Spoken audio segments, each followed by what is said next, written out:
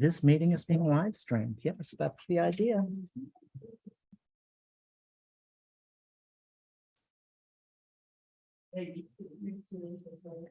And we're live.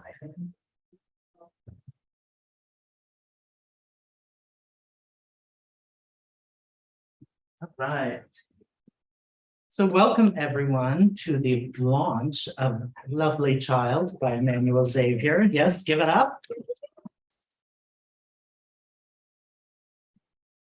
Happy to have Manny back at the Bureau, along with Hugh Ryan, another Bureau regular.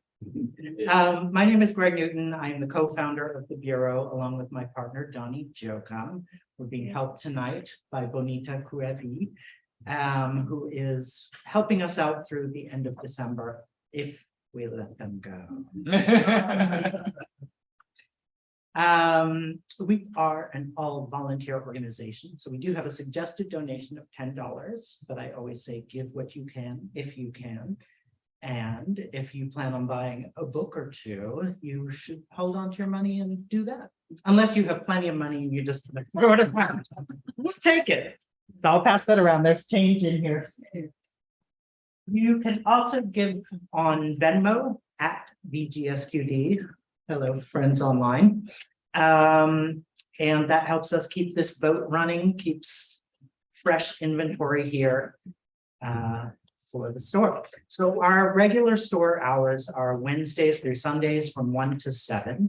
And if you're not already on our email list, you should sign up for that at the back of the room, and you'll get an email every other Monday about our many upcoming events. So before I introduce Manny, I just wanted to read a land acknowledgement. Bureau acknowledges that our organization operates on the unceded land of the Munsee Lenape. We encourage you to join the Bureau in signing up to make a monthly donation to the American Indian Community Houses Mannahatta Fund. The Mannahatta Fund, according to its website, is an invitation to all settlers and non-native people who wish to acknowledge the legacy of theft and genocide that comprise the history of New York City and the United States. And you can find out more at mannahattafund.org. So, without so much as passion and perseverance, a former homeless hustler from the Paris is Burning Ball House community became an LGBTQ+ icon as proclaimed by the Equality Forum. Emanuel Xavier has given voice to his unique experiences and tackled politics, sexuality, and religion with poetry books like Peer Queen, Americano, If Jesus Were Gay. Love that title. Yeah. Nefarious, Radiance, selected poems of Emanuel Xavier, and his new poetry collection, Lovely Child. Please give it up for Manny Xavier.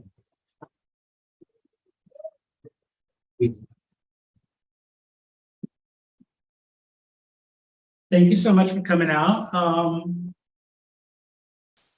I'm really excited to be here because there's so much history here at the community center. I spent a lot of time here when I was younger, and throughout the years, it's definitely been a safe space for so many of us. I'm going to read 6 new poems from the book Lovely Child. I'm going to kick it off with this first one that's probably the lightest of the bunch because my work is dark. But this one is called Virgen de las Mercedes. I'm just going to get right into it. I used to hate the way men catcalled my mother. Every time we would pass one of them on the way to Knickerbocker Avenue, they'd follow us with, "Mira mami, que culo más rico tú tienes." They didn't care that I walked beside her as a child. I could spot them a mile away waiting for us to go by. I blamed her for being sexy and wearing tight clothing. Why couldn't she be like my friends' moms? Respectable, decent, conservative, ugly. I was going through my own shit being brought at an all-white elementary school. I stood out as a sissy in a world where it was not okay to act like a girl, but it was totally fine to harass women and perv on them. The amount of abuse mommy dealt with was disgusting. It was easy to blame the mamita I hated for other reasons, beating me, forcing me to call her abusive boyfriend papi, even though he always reminded me that he wasn't. He blamed her too and often called her a puta sucia. It wasn't until we took the train one day into the city, both of us standing on what might as well have been a stripper pole, that I noticed a man about her age staring at me the way men habitually drooled over her. He probably licked his lips and grabbed his crotch while blatantly looking at my developing jailbait ass. I was about 13 and quickly inheriting mommy's curves. I was most definitely wearing booty-hugging jeans, you know, the ones that look like cheek that had just burst around your thighs. I enjoyed the attention in a way I shouldn't have. I maybe even popped my nalgas out a little. I was just going through puberty, but already knew all about sex. There was a time she picked me up from the daycare center and I flaunted the new action figure some unknown man had given me. I was above and beyond taking candy from strangers. It would be only a few years later at 16 that I would wear biker shorts, sans underwear, and crop tops to ride the subway. Madonna ruled and I wanted to be catcalled and sexualized. It was either maricón or que culo más rico tú tienes, depending on where I was. I would just smile flirtatiously like a virgin, thinking I too would someday conquer the world.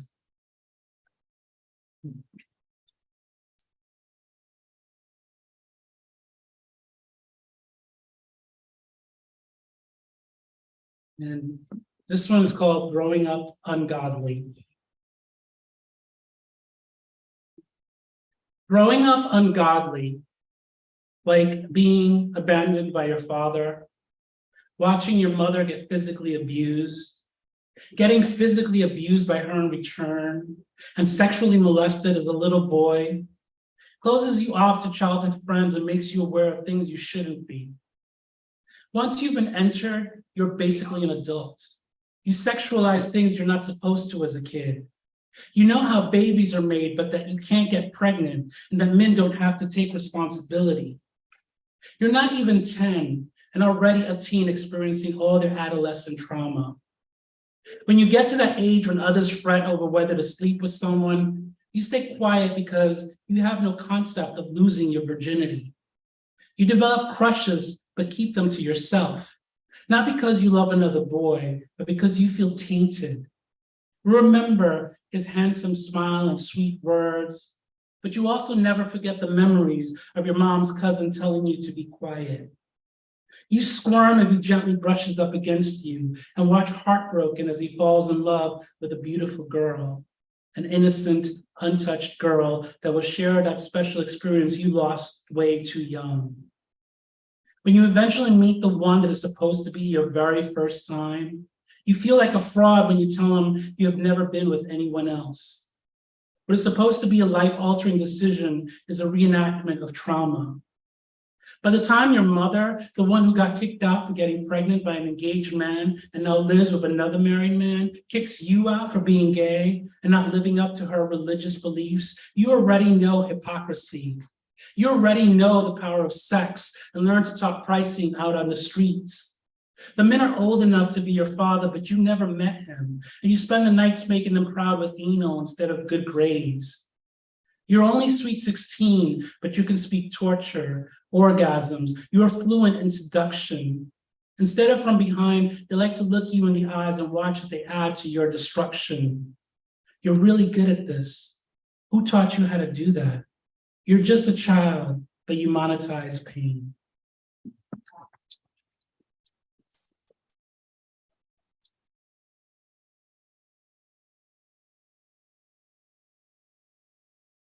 This one's called Après le feu, which, if I'm saying it right, means after the fire. I am safe in our home with my husband, living the life, all new appliances. There's that clip from Paris is Burning when Venus extravaganza equates prostitution to what women in the suburbs do to get a washer and dryer. I was not trans like her or Angie, but we did what we had to make our coins. I get to still be here today, too old to hustle, shoplift, or risk getting killed. The only mopping I do these days is occasionally on the kitchen floor. In those days, everyone was afraid of dying of AIDS or simply dying. We belonged to houses because most of us were homeless. Our fathers abandoned us because they already had families, and our mothers cast us out as demons or something similar. We all had stories, many forgotten. Our parents were never wrong. It was our fault if we came home bloody from school or found dead in a cheap hotel room. No one felt bad for us, the family, the cops, the government. We deserved it, that's all. But now children can choose their gender, be celebrated for coming out, live in fluidity. I survived at the expense of my sisters being sacrificed. I remember the chicken hawks we fought off, the closet cases on the DL, dark alleys, married men with wives at home cooking dinner, being a dirty little secret. And now I only worry about paying Con Edison, ordering DoorDash, Amazon deliveries. We were criminals, prostitutes, destined for prison or hell. Now I Google my dead friends to see what is said about them, make reservations to go out for ouchy dinners, plan our next vacations. I pay tribute with poems I read to high school students, inmates, nostalgic New Yorkers. New generations get crowned and walk away with Anastasia Beverly Hills Cosmetics for being the best at what our girls were once eliminated for. If they were alive today, would they be celebrated or murdered in a world that's still violent towards queer and trans people? There are essays and articles about how we live. I tell my spouse stories as we dine somewhere safe and welcoming. I sleep like the child I never really got to be, dreaming for all our angels who never had this moment.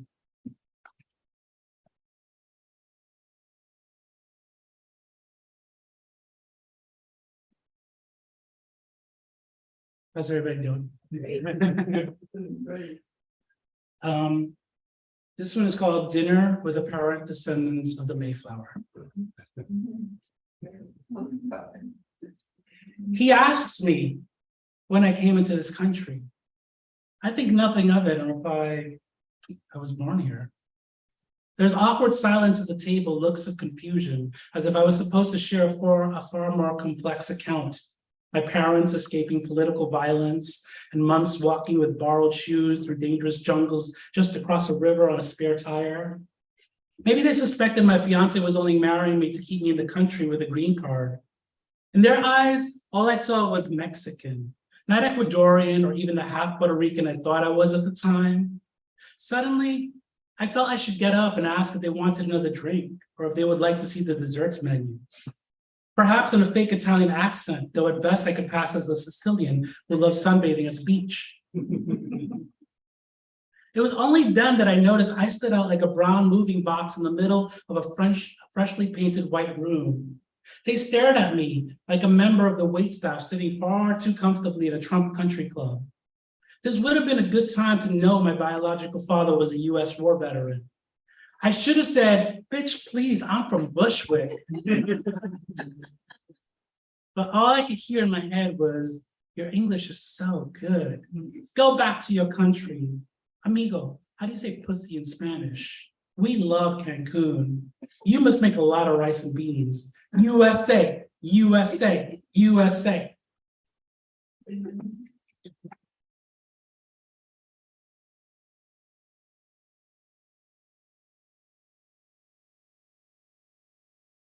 And this poem is called Old Pro, and for those of you who know, it will be published in the November edition of Poetry Magazine. Which is like being published by the New Yorker. So that's a big deal for me. Old Pro. I wanted to be a poet. I hustled my way into the literary scene much like I had at the Piers. They watched me dare to speak my truth. They said, good for you talking openly about your experiences as a queer poet of color and being sex positive. They felt what I was doing wasn't poetry. I heard them say I was only popular because I was a whore. I listened to them, gave them permission to use me, let them take pictures of me in my underwear to promote readings. They mispronounced my name and spelled it incorrectly, had expected me to show up and perform for them, bring in the crowd. They slut-shamed me into a cage in a small dark room that smelled like piss. I wanted to be a poet. I wanted to escape my past as a prostitute. Maya Angelou had been a sex worker and became a poet. In bed, I wrote poems. I cuddled with cats. I thought what I was sharing was important. I thought what I was doing was significant. I thought poetry was meant for everyone. I made mistakes in my rebellion. I was almost killed. I believed Audre Lorde that my silence would not protect me. I wrote to be more like a Sado saint. I was inspired by homophobic contemporaries who hated me. I did not attend their workshops or teach alongside them in schools. I watched them become famous. I watched a new generation of poets pretend they did everything first. I watched them innovate and influence as I became invisible again. I used my first and middle name to be remembered. My last name belonged to a deadbeat dad. I tried to write about what I knew at a time, but they did not care about houses or underground communities. DEI was not an acronym for diversity, equity, and inclusion, more like disenfranchise, exclude, and ignore. I read in front of large audiences and by myself to a phone camera. I thought I would reach my father this way someday. I thought I would meet the love of my life this way someday. Instead, we met the old school way at a seedy bar after marching against racism. He jokingly calls me Emanuel.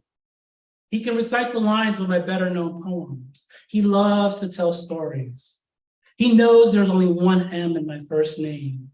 We both learned the truth about my father, now I know his name, where he lives in Florida.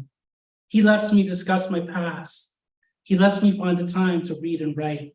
He is my literary award, and I am his laureate.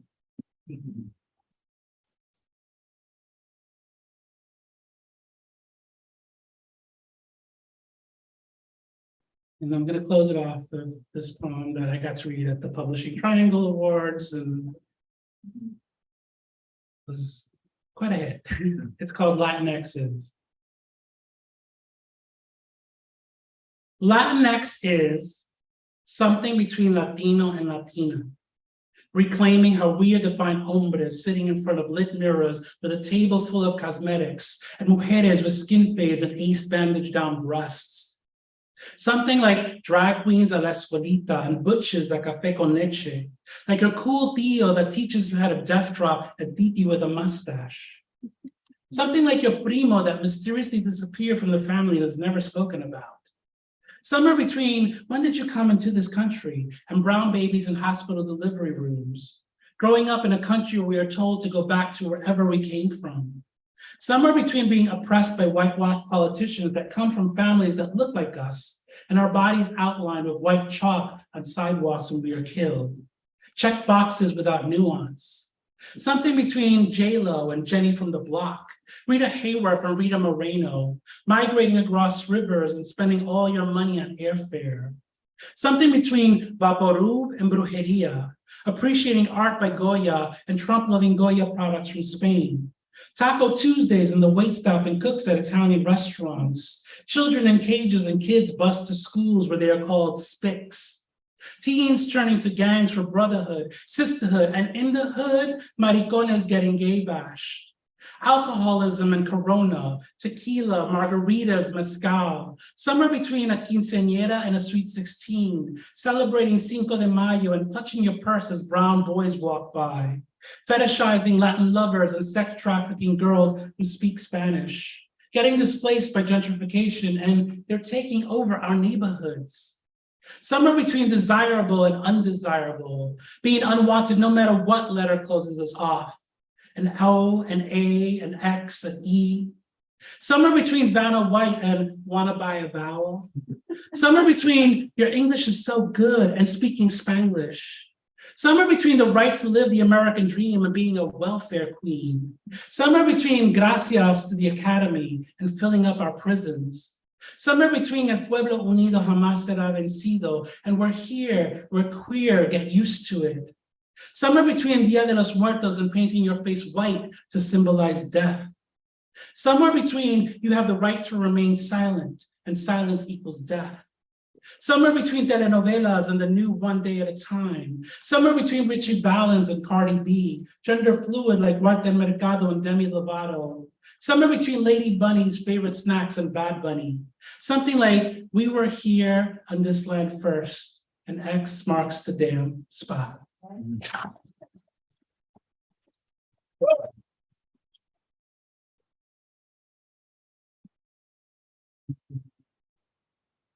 So now Manny will be joined by Hugh Ryan. Hugh Ryan is an award-winning historian, curator, and author. He wrote The Women's House of Detention, A Queer History of a Forgotten Prison, and When Brooklyn Was Queer.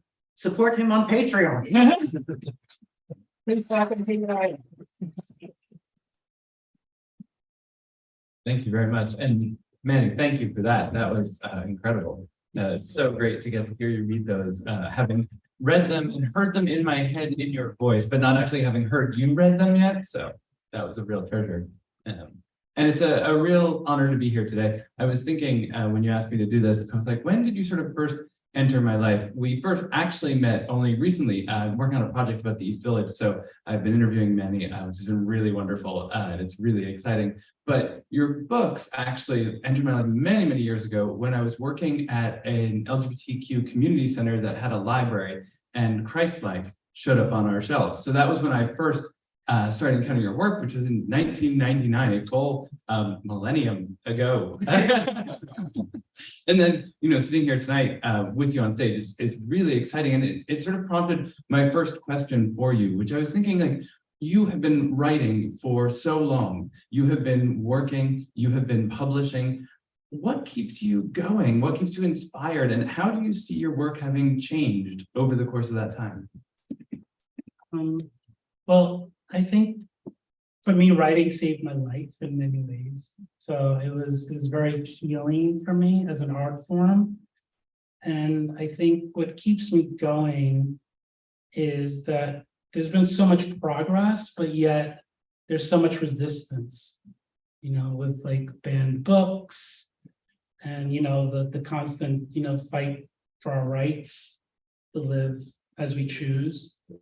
So those are the things that maybe not inspire, but motivate me to continue writing because, I'm sharing my truth, my story, and it might be very different from others, but there are similarities,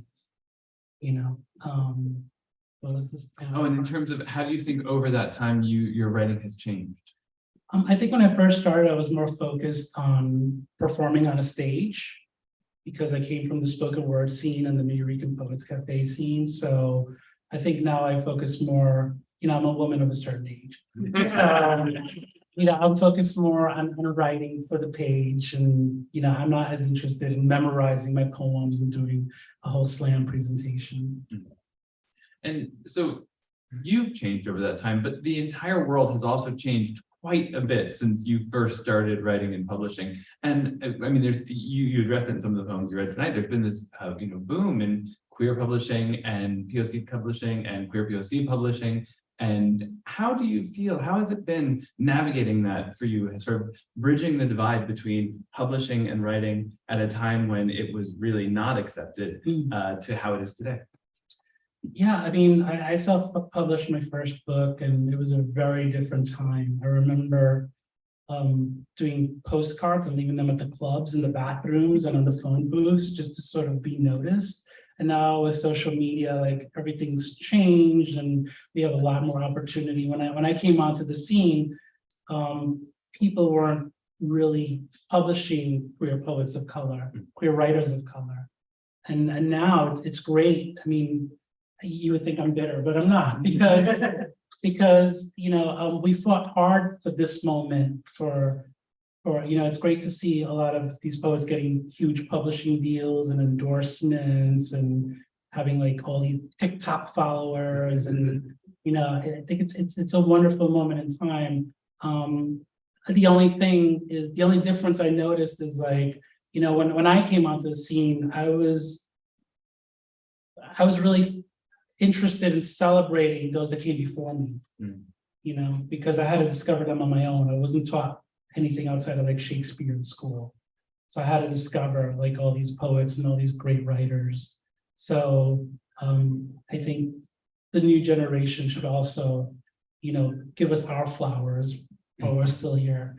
Yeah. Sometimes I think this new generation has a lot of sort of public space in a lot of ways. They're in the world in ways that we weren't, but they don't have that kind of like smaller contained world where things were shared and you knew people of the generation above you, and you sort of learned sort of what gay culture was. At least that's the way that I kind of learned it, was from person to person, often at a club, but not always, sometimes other places, potluck every once in a while. So I think that's interesting that you say that. Are there young writers today? I know I don't want to pressure things since you do work in publishing, but young writers that you're interested in today? Yes, I love everything by Ocean Vuong. I was very happy to provide a blurb for the new Octavio R. Gonzalez book. Ciara Freeman is amazing. I love her work. Have you picked up her poetry? Book. So there's a lot of younger writers that are doing a lot of wonderful things. And I'm also impressed by the writers that the younger writers that are doing so much like TikTok and doing like self-healing poetry and all these that get these big, endorsements and everything. Because, it's a very different style of writing, but, I think there's room for all of us. There's space for all of us. I have to admit, I'm scared of TikTok, but I'm trying to go there. It's too much. It overwhelms me. I watch it on YouTube when someone sends me a link. Yes.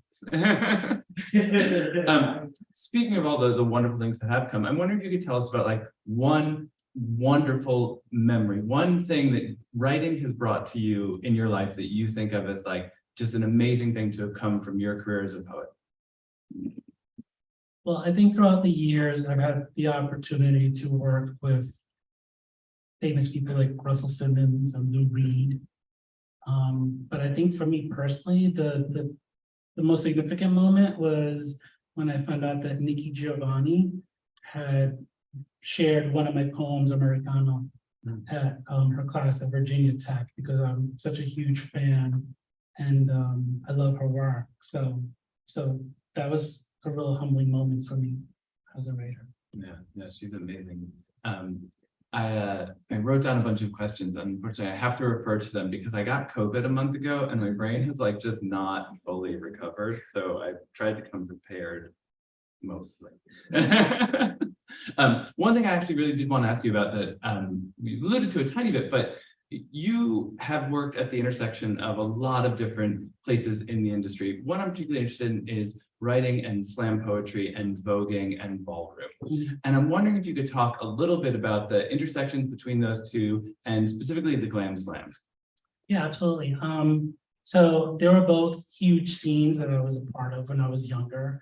The ballroom scene, became like a makeshift family and, helped me survive in a world where I didn't necessarily feel wanted. And then years later, I discovered the poetry slam community and I fell in love with it. And that's what I wanted to do with the rest of my life. I found great similarities, like at a ball, it's all about the runway and scoring your tens. At a slam, it's about, your performance, your poetry and getting judged and getting scored.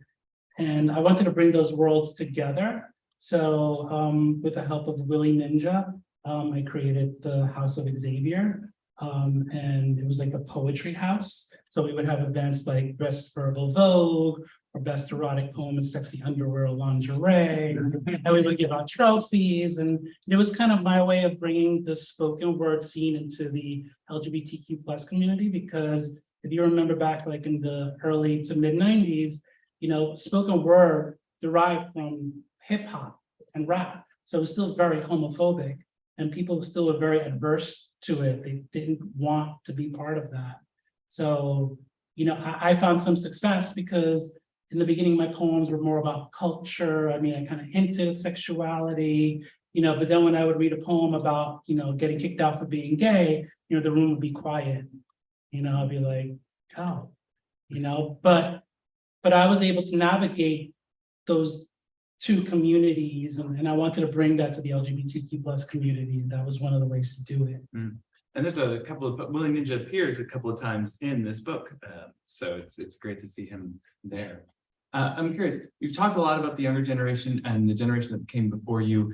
If you wanted to explain to people your generation, sort of the world you've grown up in, what are the books you would recommend that people read that kind of capture your experience, either books from the time or books that are, you know, later looking back? What are the ones that you've read that really have felt like, oh yeah, that's it? Well, not necessarily, it's not a book, but I always recommend the documentary Paris is Burning. Selfishly because a lot of my friends are in it, but also because it really captures a moment in history, and it really speaks to our experiences within the house and ball community. I mean, long before Pose, long before RuPaul's Drag Race. And as far as books, I mean, the reason I started writing is because there weren't many books that spoke to my experiences. There were a few. Like, I'm really happy that there's the new collected works of Asado Saint. That was long overdue and such a great book. And, you know, when I would read his poetry, I felt seen, you know. There were other writers who really supported me early on in my career, like Leslie Feinberg, although a very different book from anything I've written. Stonebutch Blues really was encouraging for me to become a writer and to write. And I would also probably say Sarah Schulman.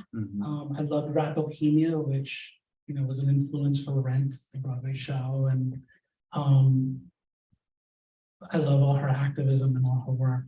So aside from that, of course, you know, that SXM poem.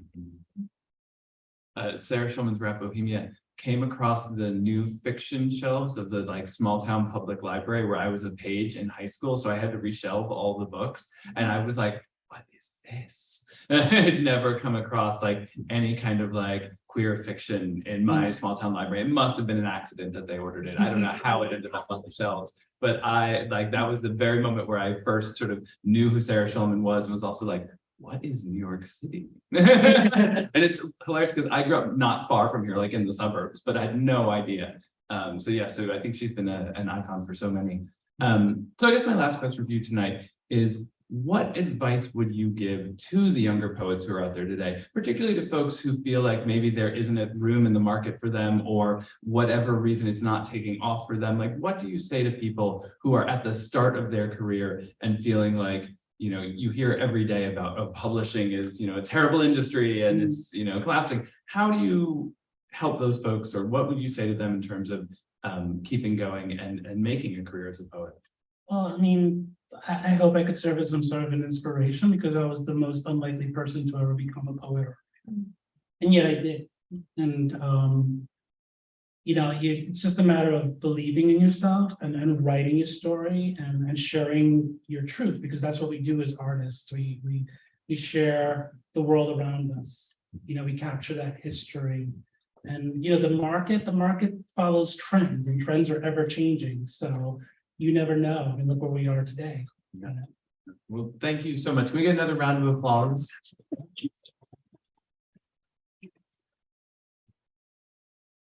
I'm going to share 2 poems.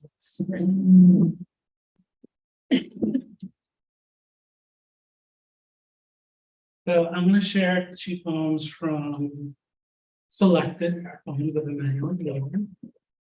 This first poem is called Nueva York, and it was one of the first poems that I read at the New York Poets Cafe. And it was actually on Deaf Poetry on HBO from 1997, Nueva York. While Mexicans shine the sole of the white men's shoes, Ricans and Dominicans drive around with black-faced virgins and saints on their dashboards, blasting rap and freestyle down the streets where mountain campesinos fall in love with South American cholas, getting cruised by the homeless men, loose change jingling in their pockets. And all the Latinos freezing their nalgas off, screaming, "Me cago en Dios!" or reminiscing about homelands where tropical trees and twilights warm their souls and the sun brings out natural skin tones. Papito vendiendo coquitos mientras brown-skinned project mothers cross themselves every morning before heading off to the factories or going out to do the compras so that the children won't have to eat pan con welfare cheese again. 16-year-old Angie popping her gum, hands on her cintura screaming, "Yo, Miriam, throw down the baby." I don't want to go up the stairs. I'm too tired. Just throw the baby out the window. I'll catch it. I swear.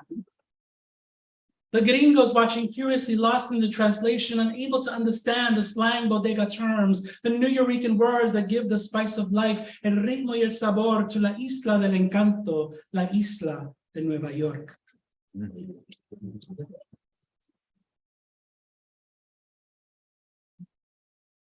Before I read this last poem, I just want to thank all of you for coming out tonight and supporting the space and supporting my work. This is Americano. I look at myself in the mirror trying to figure out what makes me an American. I see Ecuador and Puerto Rico. I see brujo spirits moving across the backs of santeros, splattered with the red blood of sacrificed chickens on their virgin white clothes, and blue beads for Yemaya, practicing religions without a root. I see my own blood running the white sheets of a stranger, proud American blue jean labels on the side of the bed. I see Don Rosario and his guayabera sitting outside the bodega with his Puerto Rican flag, reading time in the eyes of alley cats. I see my mother trying to be more like Marilyn Monroe than Julia de Burgos. I see myself trying to be more like James Dean than Federico Garcia Lorca. I see Carlos Santana, Gloria Estefan, Ricky Martin, and Jennifer Lopez more than just sporadic Latin explosions, more like fireworks on El 4 de Julio, as American as Bruce Springsteen, Janis Joplin, Elvis Presley, and Aretha Franklin. I see Taco Bells and chicken fajitas at McDonald's. I see red, orange, yellow, green, blue, and purple. I see Cheetah Rivera on Broadway. You see, I am as American as lemon merengue pie, as American as Wonder Woman's panties, as American as Madonna's bra, as American as the Quinceañeros, the Abduls, the Lees, the Jacksons, the Kennedys, mostly all of us immigrants to the soil, since none sound American Indian to me. As American as television snow after the anthem is played, and I am not ashamed. Jose, can you see? I pledge allegiance to this country, 'tis of me, land of dreams and opportunity, land of proud detergent names and commercialism, land of corporations. If I can win gold medals at the Olympics, if I can sign my life away to die for the United States, ain't no small town head gonna tell me I ain't an American, because I can speak in 2 languages. Coño carajo, fuck you. This is my country too, where those who now believe in freedom and diversity are the ones who need to get the hell out.